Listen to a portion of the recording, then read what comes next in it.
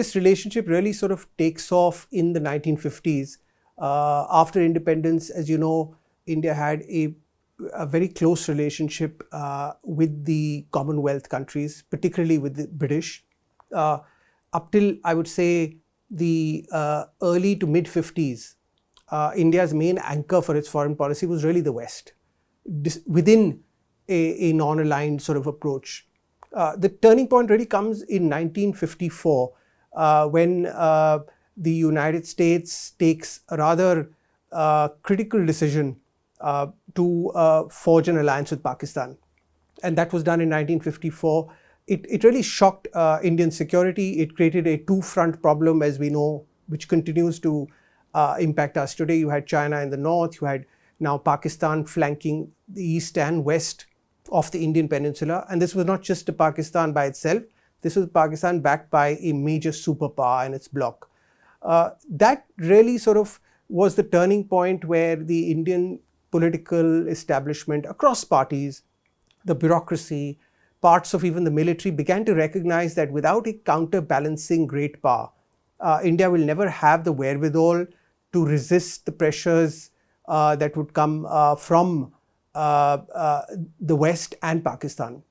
So that really became the starting point for a strategic partnership with the Soviet Union. And through the 1950s, even though the military aspects came a bit later in the 1960s, the political partnership began to pay dividends fairly quickly, particularly on the issue of Kashmir.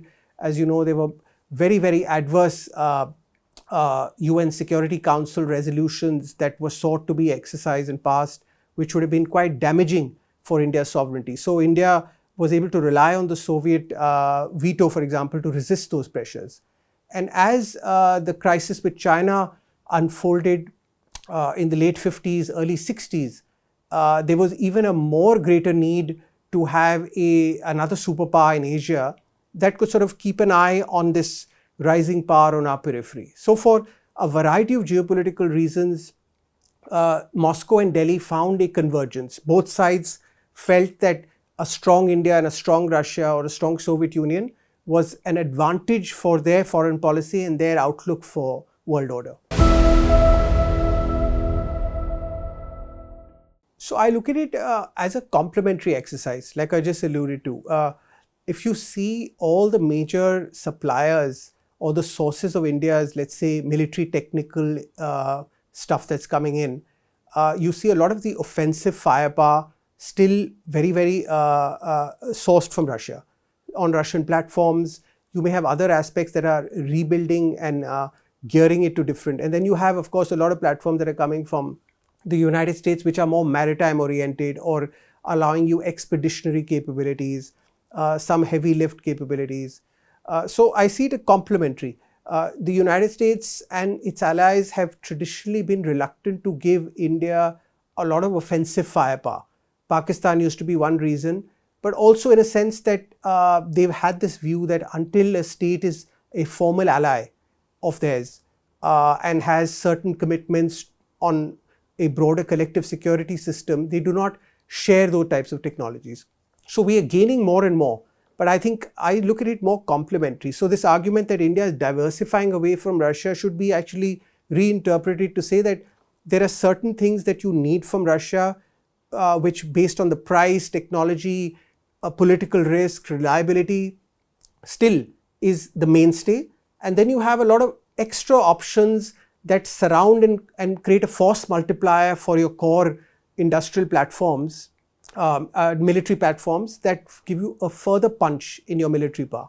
So it's a two-way process, I would say, complementary process.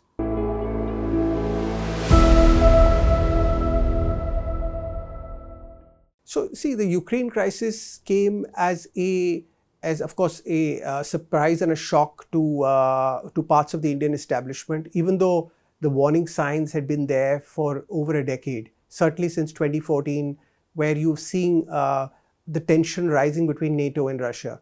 So, but I think the Indian policy establishment reacted fairly quickly and pragmatically to this development. This was Russia facing some sort of an existential threat on their periphery. They reacted in ways that they deemed fit. we are not judging how they are seeking their security. At the same time, of course, we have certain conceptions of sovereignty, territorial integrity, which are based on the UN Charter.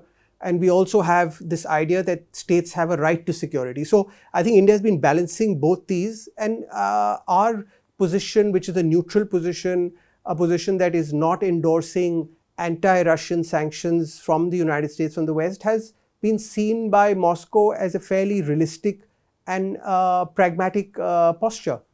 And if you look at even parts of the West, I think they are now, despite the early months where there was intense pressure on India to change its position, I think they're coming to realize that this is something that's a natural extension of India's foreign policy, that it is not going to involve itself in other great power disputes if they don't impact it directly. This is something which, of course, poses new complexities, new challenges to India's foreign policy. Ideally, India would have liked to have sort of stable ties with all the great powers, and it would like the great powers to also be in some kind of level of competition that's controllable. What we've seen instead is the US-led bloc has engaged in competition with Russia and China, and both these great powers also are pushing back. And China, of course, has its own grand vision or aspirations in the Pacific and in Asia, which is putting it into loggerheads with the United States. So there is a natural convergence between Moscow and Beijing to resist or find some kind of commonalities where they can counter Western pressure. India, of course, wants to have stable ties with the United States. It has a strong partnership with Russia. I think what we look to see is, does the Sino-Russian relationship adversely impact anything that India would seek to do with Russia?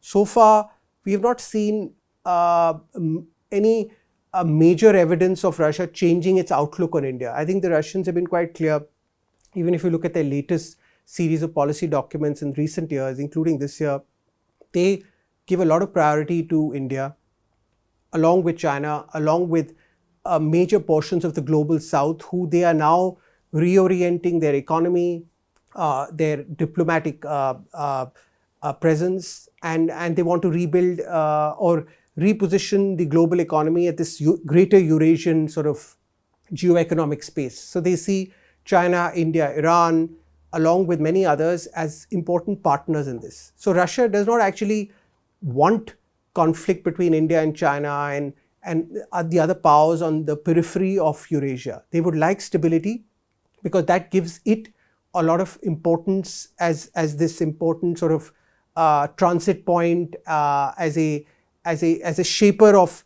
the new norms and rules that will play out in this globalization that will shift towards the East. So they are repositioning themselves to play a bigger role in Asia. They know that they don't have the biggest economy, but they have a lot of other strengths, so they need partnerships. And I think they would also want to deepen the partnership with India. When you look at, let's say, industrial equipment, manufacturing, aviation, pharmaceuticals, shipbuilding, there's a whole range of areas, even artificial intelligence, cyber, IT, high-tech sectors, all the stuff that they're doing with China, they would want to do with India too. So I think the opportunities has to come from Indian industry. The Indian government has to now find and actually promote those opportunities where they can also rebuild or expand those links with the Russian economy. Because as Russia gets closed out to, let's say, their traditional bastions of interdependence, which was Germany, France, Western Europe, they're going to look towards these. So it's an opportunity for us to match what they're doing with China, with Asia, with other parts of the global South, where we need to have our own outreach. And to some extent, we've been doing it in the Far East with the Vladivostok initiative that the present government, the Prime Minister Modi undertook, which was an important initiative because it was signaling that we also are going to be an important player in the Far East. And we recognize that this is one power that is a friend of India. So I think we need to now translate that vision into more practice and cultivate those business relationships, those corporate relationships going forward. So the Russians would like to have some kind of a normal relationship with Pakistan. I don't think they've hidden it, right? They would like to have some kind of an economic link with them. For them, Pakistan has always been really a US ally, a client, and as well as some kind of a strategic partner with the Chinese. So they feel that in order to gain further influence down south into the subcontinent, West Asia, they would like to have some kind of a stable relationship with the Pakistanis. I think the problem in this case is coming more from, let's say, the West and others who would not want Pakistan to reorient its foreign policy towards some kind of non-alignment, as we are seeing in the crisis that's playing out in Pakistan in recent years. So, and as far as the India-Russia-Pakistan triangle, so to speak, is there something to be concerned and worry about? I would say not at this stage, because the Pakistan military is still very, very US-centric and China-centric. So I don't think that monopoly or duopoly is going to be broken anytime soon. And the Russians will not sort of sacrifice the deep stakes that they have with India for a very, very, very minuscule access to the Pakistani defense market. I think what they really can do for Pakistan today is more helping Pakistan in its energy crisis and others. And that's something that remains to be seen, whether Pakistan has the political stability and acumen to leverage that to safeguard and rescue its own economy to some extent. So those are sort of issues that are beyond the India-Russia relationship. See, if you are not going to access the opportunities in Eurasia, if you're not going to build those new supply lines or supply chains, so to speak, if you're not going to avail of the high-tech opportunities that might exist and are only going to look at, let's say, the big digital titans of the US, so to speak, which today dominate the Indian economy, then in that case, of course, if you fast forward to 10 years, 20 years, we could very well become into really an extension of the US digital ecosystem, right? So the question is, what do we want? Are we trying to build up India's comprehensive national power, national strength, national development, which means that you're going to have some kind of autonomy, some kind of capacity building into our own internal domestic technologies, markets, supply chains. So this is, I would draw some kind of analogies with the way the Chinese engaged in their modernization process, how they sort of leveraged the United States, and then they sort of rebuild their own internal strength, and now you see them as a formidable force in major frontline sectors. So it's going to be a strategic choice, really. And what we see in the private sector in India is, unfortunately, they do not have that far-sighted vision. They seem to be sort of, very, very tactical. So energy is one where, at the moment, of course, you're trying to avail of, obviously, which is a major economic windfall for India, so to speak. Cheaper Russian oil being accessed, it's giving you a huge productivity boost, containing inflation. It's allowing you to compete when the rest of the world, particularly the West, is still suffering, so to speak. But when it comes to planning 5, 10, 20 years down the line, the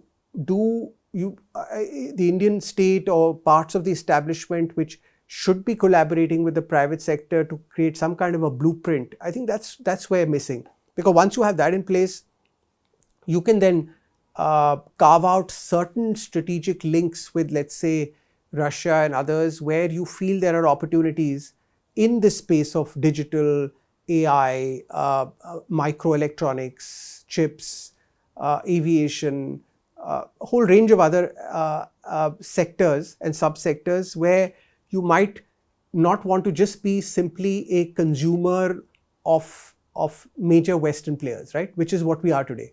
We've offered them the market, offered them our demographic sort of base, but where's the innovation, right? Where's the R&D? It's happening very, very just on the periphery. So if you want that part, because 25, 30 years down the line, if you want to say that you're going to be in the big three or the big five, it's not just going to be the scale of your GDP based on consumption, right? What's the quality of the technology and the industrial base? And that does need some kind of a blueprint.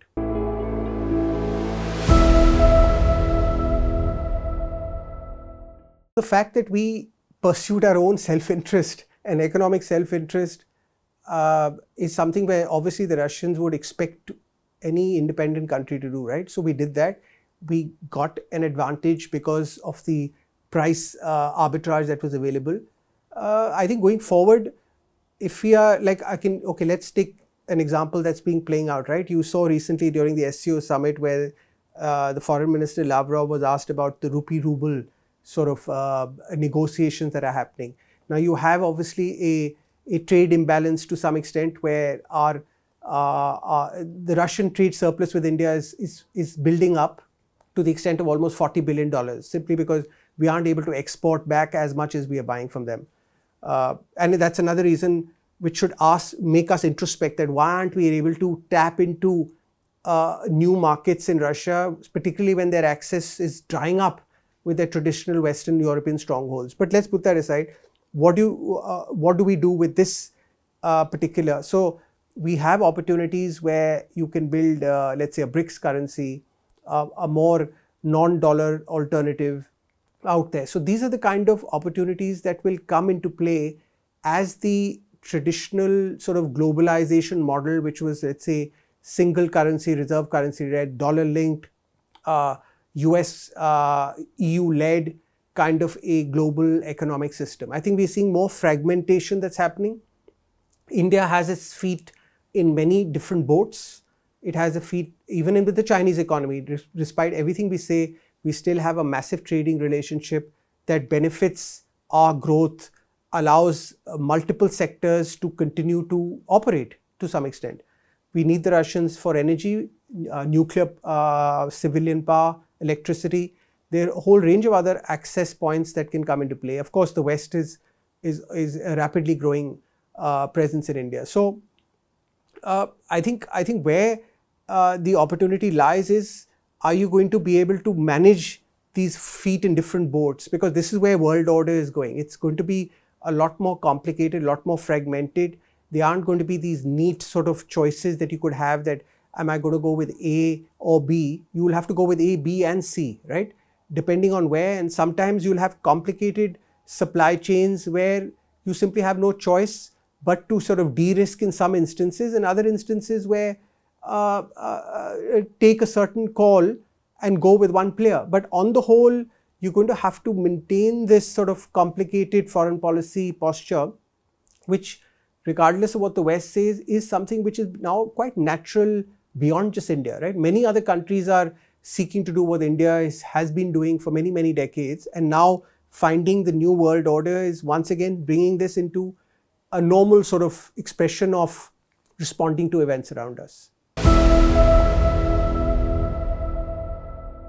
These are, I would say, market trends, right? Part of the reason why this is happening is there's a global slowdown, or at least the growth rate globally is not at that state where it can sort of keep on absorbing this level of energy output in the world. So to maintain their revenues, they are sort of playing their own price game.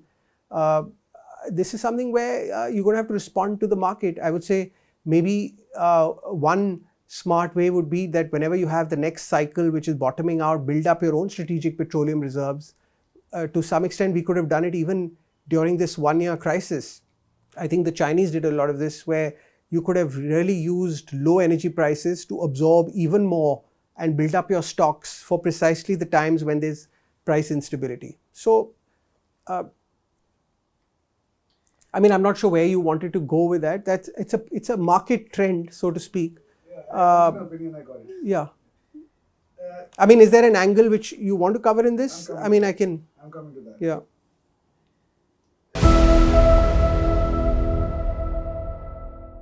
I don't think that that's going to happen because we've already seen now nearly 14 months play out, and it'll be simply too much of a costly move for the West to impose direct sanctions. Of course, there are a lot of other indirect ways where India is struggling to make those payments, right? The fact that it's not able to pay in rupees because the Russians believe that they want a currency that gives them some kind of purchasing power for other imports that they may want to avail of. So, but those are questions of not so much sanctions, but finding innovative ways to allow the other side to also find purchasing value from the products that they're selling to you at a somewhat of a cheaper price. So those are negotiations, and I think both sides will find some kind of an arrangement. The alternative would of course be if you were to give the Russians some kind of an investment fund access where they could use those surpluses to reinvest into India. I think that could actually work, because you could sort of say that, okay, these are the 5 sectors where you could deploy these funds, maybe choose out these sectors which have a grand vision, whether it's infrastructure, high technology, digital, wherever you feel that you want to build up your domestic scientific technical capacity, and allow the Russians to invest in that. So I think at some level, you also got to be smarter of how you leverage that. If you can't allow them to invest or don't want them to invest, then you're going to have to find ways to pay them in ways that they can use that money to buy goods elsewhere. At the moment, they can't buy them from India, from what we believe. We really don't know, to be honest, right? So India is going to, on this issue, be quite pragmatic. If those are the currencies that today, the yuan, I think, is now in the top 2 or 3 in terms of the trading currency globally. We ourselves, in some extent, might eventually start some kind of a yuan arrangement, even with the Chinese. So I don't see our political dispute or our tension or our uncertainty with the relationship with China come into playing this. If this is something, alternatively, you may find some kind of a BRICS currency that comes into play.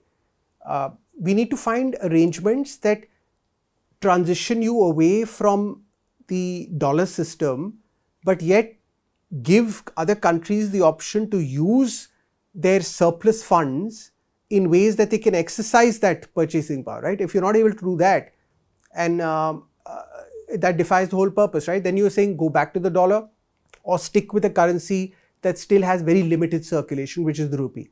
So I think those are pragmatic choices that India will need to do from a strategic standpoint to have some kind of a give and take with your commercial partner. Download now